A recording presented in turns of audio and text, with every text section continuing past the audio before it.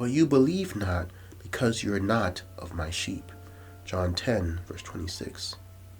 People who refuse to believe in Christ present all sorts of intellectual defenses for their disbelief. They may question the historical records of the Gospels. They may quibble about the miracles of the Gospels. They may challenge the divine authorship of the records.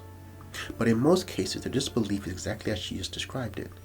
You believe not, because you are not of my sheep. They don't want to be a part of his flock. They don't want to go where he leads. Their unwillingness to acknowledge him as their shepherd results in a process of rationalization which, in turn, produces their objections and doubts. J.P. Phillips expresses this idea very clearly when he writes, "It is worth remembering that behind our sensible reasons for believing or not believing a thing, there are often unconscious reasons which go very deep. There are undoubtedly some who know intuitively how much depends on the historical truth of the resurrection. Should they once admit it to be true that this earth has been visited by the Creator, then the standards and the values of the man who was also God will inevitably challenge and judge their lives. To some minds, this must on no account be allowed to happen, and every ingenious argument and every library resource must be employed to avoid that unwelcome conclusion.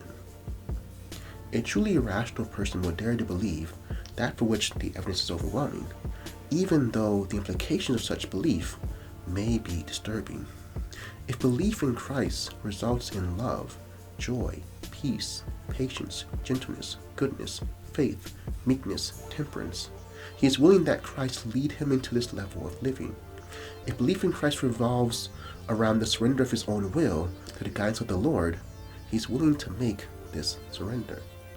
It takes courage to read the story of Christ in the Gospels and to respond with, I believe.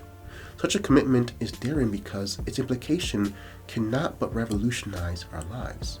We can well take inventory of our own acts and attitudes and ask ourselves the question, can a person who believes in Christ think and act as I do?